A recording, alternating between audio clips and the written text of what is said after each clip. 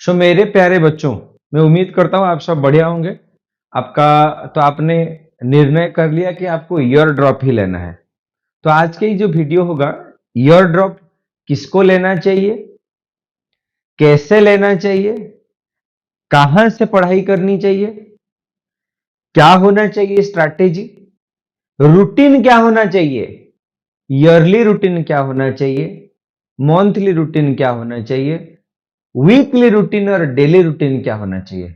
अगर ये आपका कंसर्न है, अगर ये आपका टॉपिक है, तो आज के जो टॉपिक हम यही सब बात करेंगे। तो टॉपिक के अंदर जाने से पहले मैं आपको छोटा सा एक कहानी बताना चाहता हूं। कहानी है, एक बार एक राजा अपने दरबार में ऐलान करते हैं कि जो भी इंसान एक पूर्ण गाय को, मतलब पूरा बड़ा हुआ एक गाय को उठा के दरबार तक लेके आएगा, उसको इनाम देंगे महाराज। तो ये सुनते ही बहुत सारे लोग लोभ से अपना कोशिश जारी किए, बड़े बड़े गाय को उठाने की कोशिश किए। इसमें से कोई भी सक्षम नहीं हुआ। इसमें एक आदमी दरबार में आता है, वो बोलता है कि महाराज, ये काम मैं कर सकता हूं और मुझे ये करने के लिए 2 साल का समय दीजिए। महाराज बोले, अच्छा तू कर लेगा, ये इतना बड़ा गाय को उठा के ला सकता है ना? हाँ मैं कर लूंगा, पर मुझे 2 साल का टाइम चाहिए। ठीक है, आप ठीक है, तुम्हें दिया जाता है। तो ये सुनते ही वो आदमी चला जाता है वहां से, और एग्जैक्ट 2 साल के बाद वो दरबार में एक बड़ा सा गाय लेके आके पहुंच जाता है। ये देख के हर इंसान हैरान हो जाता है, कैसे हुआ ये? महाराज पूछे, ये कैसे किया तूने? तो उसने बताया, जब महाराज मैंने यहां से गया, एक गाय के बछड़े को मैंने अपने घर लेके गया, उसको खिलाया पिलाया, डेली पकड़ के दौड़ा। विथ टाइम समय बढ़ता गया, उसके हिसाब से वो बछड़ा बढ़ते बढ़ते गाय बन गया, उसका वजन बढ़ गया, और मेरे अंदर जो ताकत था, डेली डेली में उसको उठाते ही मेरे अंदर ताकत भी बढ़ता गया। तो एक समय ऐसा आया कि वो गाय भी बड़ा हो गया और मेरी ताकत भी ज्यादा हो गया और मैं लेके आ गया। तो ये कहानी का मतलब ये है, शुरुआत सही होना चाहिए। यहां से हमको 2 पॉइंट सीखना है। एक, शुरुआत सही होना चाहिए। दूसरा, कंसिस्टेंसी एंड डिसिप्लिन। अगर ये दोनों चीज हमारा सही रहा पूरा साल के लिए, तो आपका ईयर ड्रॉप लेना जायज होगा और आप सफलता के, डेफिनेटली आप सफलता तक पहुंच जाएंगे। आपके सिलेक्शन निश्चित है। तो आज के जो वीडियो है, हम इसमें क्या बात करेंगे? कौन, किसको ईयर ड्रॉप लेना चाहिए, दूसरा कब से लेना चाहिए, कब से शुरुआत करना चाहिए, कहां से पढ़ाई करना है, कौन से बुक, कौन से किताब, कैसे पढ़ाई करना सही रहेगा। लास्ट होता है हाउ, कैसे आप पढ़ाई करेंगे, उसमें हम क्या मदद कर सकते हैं, और रूटीन क्या होना चाहिए, जो मैं जो अभी बता रहा था, ईयरली रूटीन क्या होना चाहिए, आपका मंथली, वीकली, डेली रूटीन, आप अपना 24 आवर को कैसे डिस्ट्रीब्यूशन करना चाहिए। तो ये सब आज के वीडियो में हम लोग बात करेंगे। तो अगर आपको ये वीडियो इंफॉर्मेटिव लगता है तो आप कमेंट करिए। आपको अगर कुछ और जानकारी चाहिए, आप कमेंट में लिखिए और हमारे साथ जुड़ने के लिए मैं रिक्वेस्ट करूंगा। ऐसे होते हुए, अच्छा पहले मैं बताता हूं ईयर ड्रॉप किसको लेना चाहिए। ईयर ड्रॉप मैं तो कहूंगा हर इंसान जो भी 12th खत्म किया है, 1 साल तो एटलीस्ट ईयर ड्रॉप लेना चाहिए। एटलीस्ट 1 साल। इसमें क्या होगा? खुद को जानेंगे, टू नो योर सेल्फ, खुद के स्ट्रेंथ के बारे में जानेंगे, खुद के वीकनेस के बारे में जानेंगे, नया नया अपॉर्चुनिटीज के बारे में जानेंगे, नया नया कैरियर ऑप्शंस के बारे में जानेंगे। कोई स्ट्रीमलाइन में दौड़ने की कोई जरूरत नहीं है। कोई, आप आज तक दौड़ते हुए आए 12th तक, फाइन। अभी जो आप थोड़ा स्ट्रीमलाइन से दूर हटेंगे, रैट रेस से दूर हटके खुद के बारे में थोड़ा सोचेंगे, खुद को एक बार सही, खुद को पूरा साल सही से देखेंगे, अपना स्ट्रेंथ को देखेंगे, उसके हिसाब से डिसाइड करेंगे मुझे कौन से कैरियर में मैं सही रहता हूं। ठीक, क्योंकि अल्टीमेटली माँ बाप आपको जन्म दे सकते हैं, टीचर आपको शिक्षा दे सकता है, कर्म नहीं दे सकते। कर्म आपको ही चुनना होता है। ठीक, इसके हिसाब से फिर हम कैरियर अपॉर्चुनिटी के बारे में आप सोचेंगे, आपके लिए कौन सा सही रहेगा। आप 1 साल में आपको टाइम मिलेगा अपने अपने ऊपर काम करने के लिए। तो 1 साल, तो आपको हमारा जो वीडियो होगा ये actually organise your year drop. आपका जो आपने जो ठान लिया कि मुझे ईयर ड्रॉप ही लेना है, इसको ऑर्गेनाइज कैसे करेंगे, कहां से शुरू करेंगे, कैसे शुरू करेंगे, रूटीन क्या होगा, यही सब होगा आज के वीडियो। तो पहले होता है कब से शुरू करना चाहिए। अभी मैं आपको डेट देता हूं, जून 1 से शुरू करेंगे। जून फास्ट है, आज हो गया मई 18 जो मैं रिकॉर्ड कर रहा हूं, आपके लिए 12 दिन 12 डेज अप्रोक्स है। आप खुद पे काम करिए, ये 12 दिन आप अपने फैमिली के साथ समय दीजिए, आप अपना हॉबीज जो है उसको पूरा करिए, अपना रूटीन बनाएंगे। आज जो हम बात कर रहे हैं इसको आप थोड़ा अमल करेंगे, उसको रूटीन बनाएंगे, अपने क्लासरूम अपना स्टडी रूम को सजाएंगे, अपने स्टडी रूम को अपने हिसाब से रखेंगे, अपना रूटीन टाइम टेबल सबको सजाएंगे। अगर आप पूजा में रुचि रखते हैं, थोड़ा भगवान का मूर्ति फोटो रख के थोड़ा पूजा कर लेंगे, अगरबत्ती चढ़ाएंगे, तो ये अपने पॉजिटिव एनवायरमेंट होता है। आप अपना जितना पॉजिटिव आप खुद को सजाएंगे, खुद को जितना मतलब साफ सफाई रखेंगे, आपको एनवायरमेंट उतना अच्छा लगेगा। देखो अच्छे काम करना ना एक साइकिल होता है। देखो वो साइकिल शुरू कहां से होता है, आप अगर अच्छे दिखने लगोगे तो आप अच्छे बोलने लगोगे, अगर आप अच्छे बोलने लगोगे तो आपके साथ अच्छे अच्छे लोग जुड़ने लगेंगे, अगर अच्छे अच्छे लोग जुड़ने लगेंगे आपके साथ अच्छा घटने भी लगेगा। तो अच्छा ही ना, ये एक साइकिल होता है। तो अच्छा ही अपने कमरे से शुरू करो, खुद से शुरू करो अच्छा ही, तो डेफिनेटली आपके साथ अच्छा होगा। तो यहाँ पे ये मैं बोल रहा हूं आपके, नीट अगर आप नीट के लिए तैयारी करने जा रहे हैं तो इसके लिए आपके पास 82 चैप्टर्स होंगे। नीट या ओयूटी के लिए आपके पास 82 चैप्टर्स होंगे। तो 82 चैप्टर्स को आपको खत्म करना होगा 8 मंथ्स में, 8 महीना। मतलब आपको हम जून से शुरू कर रहे हैं तो जून जुलाई अगस्त सितंबर अक्टूबर नवंबर दिसंबर जनवरी, तो जनवरी तक खत्म होगा। तो ये जून से शुरू करके जनवरी 31 तक ये हम खत्म करेंगे। तो आज का जो रूटीन बनाएंगे, हम जो सिलेबस बनाएंगे कि रूटीन बनाएंगे, ये हम 8 महीने का टारगेट लेके जाएंगे। अब बोलेंगे सर बाकी 4 महीना, आपका जनवरी खत्म हो गया, फेब्रुआरी मार्च अप्रैल मई को तो जो भी नॉर्मली एंट्रेंस होता है, तो जो आपको मई को एग्जाम होता है, तो आपको और 4 महीना का रिवीजन प्रैक्टिस और टेस्ट सीरीज में आप देंगे। ठीक, तो हम टारगेट करेंगे 8 महीने में कोर्स करेंगे। तो अगर इसको हम डिवाइड करेंगे 8 महीने को, हमको एवरी वीक 2 से 3 चैप्टर खत्म होना चाहिए। तो आपको पीसीबी आप मिला के वो एक ले सकते हो, और वो चैप्टर से एक लेके आपको कवर करना होगा। ठीक, और क्या होगा, स्टार्टिंग फ्रॉम जून टू जनवरी 31 और 30 तक आपको खत्म करना होगा। ठीक, समझ में आ गया कब से शुरू करना है। अच्छा, फिर बात करेंगे वेयर, कैसे करेंगे ये सब। आपको ये शुरुआत करने के लिए आपको ना पहले कोचिंग सेंटर में जुड़ना होगा। कोचिंग सेंटर क्या होता है, कोचिंग सेंटर आपने देखो, कोचिंग कोई गलत बात है नहीं। आप कोई भी क्लास में हो, आपको कोचिंग, आपको गाइड चाहिए। आप अपने नियरेस्ट कोचिंग जा सकते हो, योर नोन कोचिंग जा सकते हो, ऑनलाइन कोचिंग से जुड़ सकते हो। आप कोई यूट्यूब टीचर को अगर आप अच्छा पढ़ाते हैं उनको फॉलो कर सकते हो।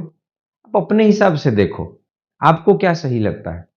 अगर आपको लगता है कि आप मास में बैठ के पढ़ सकते हो तो you better join a big classroom जहाँ पे 60 70 80 बच्चे बैठते हैं। अगर आपको लगता है नहीं नहीं मुझे काम एंड क्वाइट जगह चाहिए, तब अकेले बैठ के आप सब्सक्रिप्शन लो, अकेले बैठ के पढ़ो। नहीं, आपको लगता है मुझे फिजिकली 1:1, आप 1:1 कोई कुछ भी छोटा मोटा इंस्टीट्यूशन जहां पे आपको लगता है कि अच्छा गाइड देते हैं, अच्छा पढ़ाते हैं, यू बेटर ज्वाइन देम। यहाँ पे हमारा क्या रोल होगा, देखो हम है ब्रांच एजुकेशन, मैं खुद पढ़ाता हूँ फिजिक्स। हमारा फिजिकल सेंटर है भुवनेश्वर में, जहाँ पे हम लोग तैयारी कराते हैं नीट और ओयूटी के। अगर आप चाहते हैं, हमारे यहाँ पे जो प्रिपरेशन होता है 3 स्टेज में। एक होता है जो बच्चे पूरा 1 ईयर ड्रॉप लेके पूरा फिजिकल प्रिपरेशन होते हैं।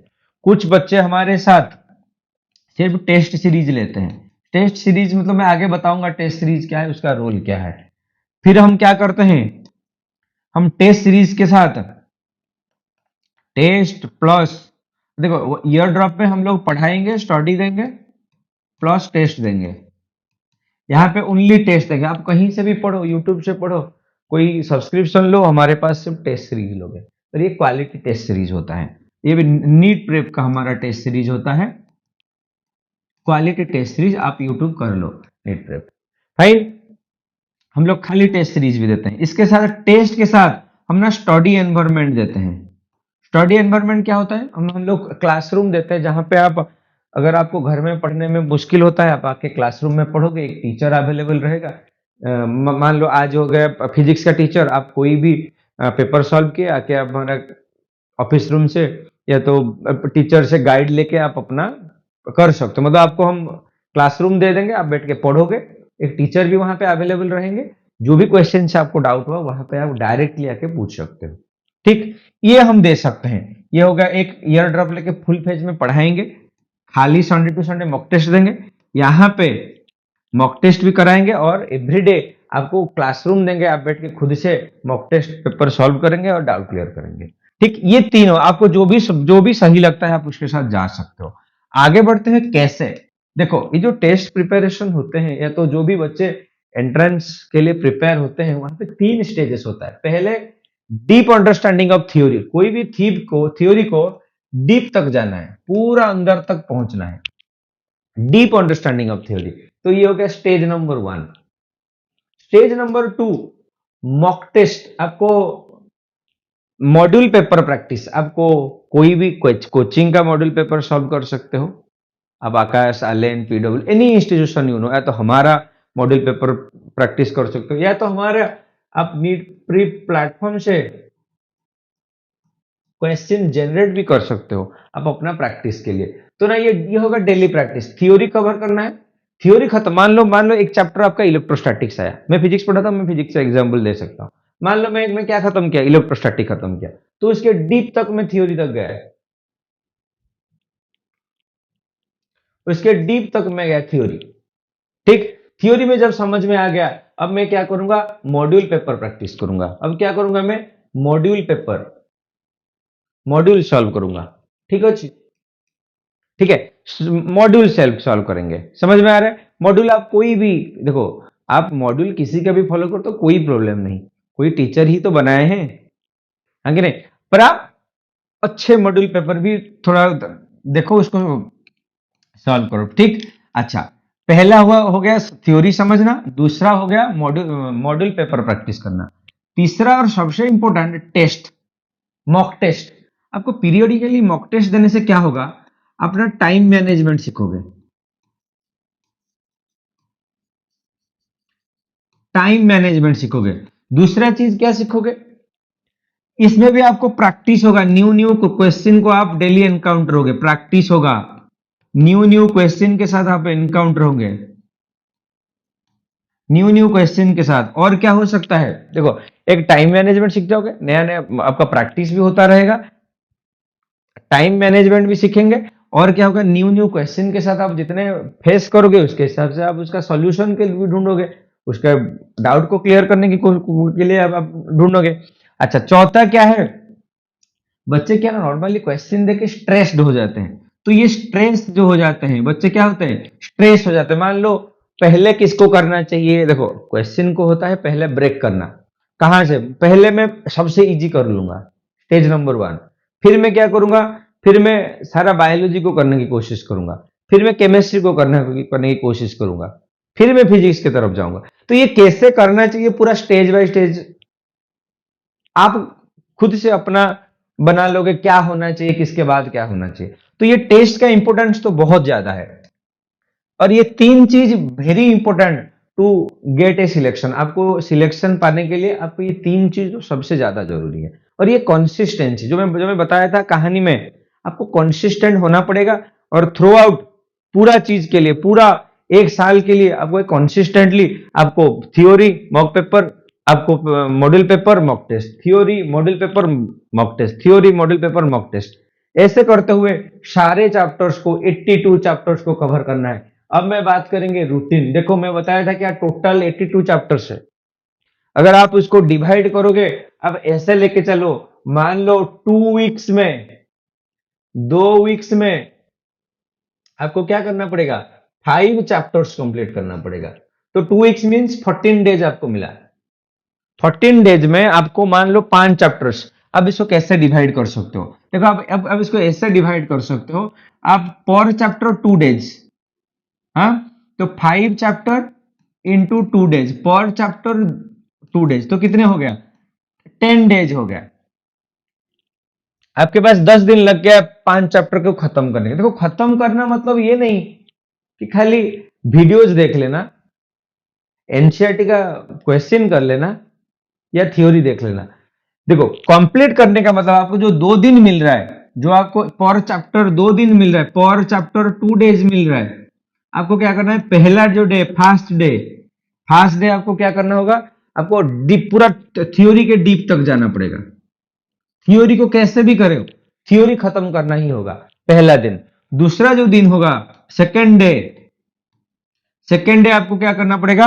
मॉड्यूल पेपर करना पड़ेगा, मॉड्यूल सॉल्व करना होगा। पहला दिन आपको थ्योरी कवर करना है, दूसरा दिन आपको मॉड्यूल सॉल्व करना है। ठीक, ऐसे करते करते आपको क्या करना होगा? डेली हर 2 दिन में एक एक चैप्टर खत्म करते हुए 10 दिन में आपको 5 चैप्टर खत्म करना होगा। फिर ये जो अच्छा 10 दिन में खत्म हो गया। अब पूछोगे सर और 4 दिन क्या होगा? देखो 14th डेट में हम टेस्ट करेंगे। 14th डे में हम लोग एक टेस्ट लेंगे। हर 2 वीक्स में एक, अभी के लिए, अभी जो मैं आपको पूरा रूट मैप प्लान दे दूंगा, हम क्या क्या करेंगे? 14th डे में हम टेस्ट करेंगे। तो आपको 10 दिन में हो गया खत्म। तो 11th डे, 12th डे और 13th डे, ये जो 3 दिन रहा, ये आपका बफर माने क्या?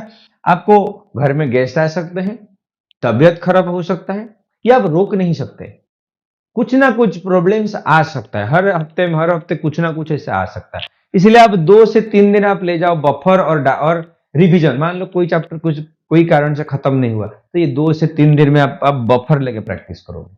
ठीक, ऐसे करते करते आपको क्या करना होगा? 82 चैप्टर्स को कवर करना होगा। ठीक, ये हो गया ओवरऑल।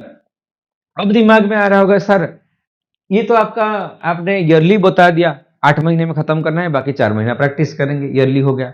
मंथली हो गया, मंथली आपका 4 वीक्स होता है, तो ऐसे हर 2 वीक में एक टेस्ट लिखेंगे और बाकी जो दिन है हम लोग प्रैक्टिस करेंगे। ये समझ में आ गया। मुझे बताओ डेली क्या करना होगा? देखो आपके पास टोटल कितने आवर्स है? 24 आवर्स है। आपके पास टोटल 24 आवर्स है। ये जो 24 आवर्स है, अब इसको कैसे डिवाइड करोगे? आपको तो 7 आवर्स का स्लीप चाहिए, 7 घंटा सोना ही है आपको, कैसे भी करके 7 घंटा सोना ही है। ठीक, और दिन में 1 घंटा पावर नैप,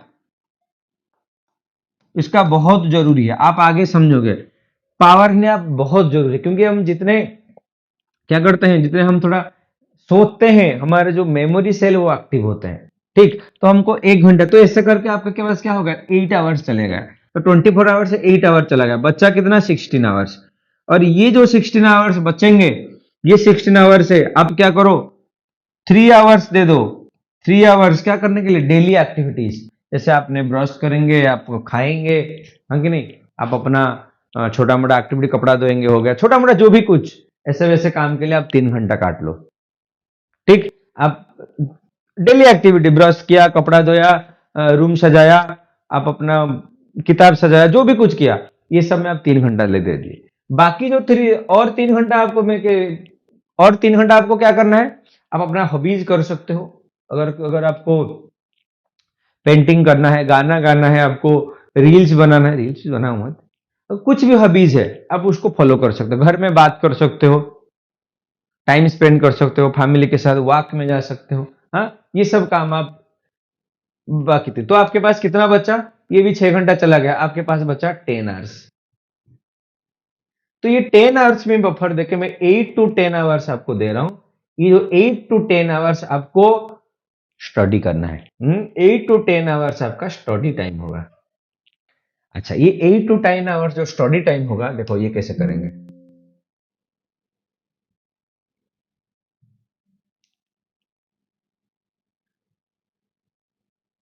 देखो मान लो ये जो 8 to 10 आवर्स आपको मिला, ये जो 8 to 10 आवर्स आपको मिला, इसमें आप क्या कर सकते हो? देखो मान लो कोई कोई आदमी 6 बजे उठता है। आपको, अगर आप 6 बजे उठ जाते हो तो आप पहले अपना काम दाम कर लोगे, पहले नहा लो। मैं तो बोलूंगा पहले उठते ही थोड़ा ब्रश करो, अपना छोटा मोटा काम खत्म करके नहा लो, फ्रेश हो जाओ। जितना आप पॉजिटिव रहोगे, इतना आपके पास जोश भरेगा। नहा के रेडी हो गए, अच्छा कपड़ा वपड़ा पहन के पूरा चकाचक रूम को सजा के बैठ जाओ। मान लो आप 6 बजे उठे, अपना छोटा मोटा काम खत्म करके, सब कुछ आप 7 या 8 से आप रेडी हो गए, तो 7 से 10 बजे तक नॉन स्टॉप आपका पढ़ाई शुरू हो गया है। नॉन स्टॉप आपका पढ़ाई शुरू हो गया 7 से 10 बजे तक। फिर 10 बजे आप क्या करोगे, थोड़ा अपना छोटा मोटा घर का काम करके इधर उधर घूम के जो भी एक्टिविटीज हो गए थोड़ा कर लेंगे।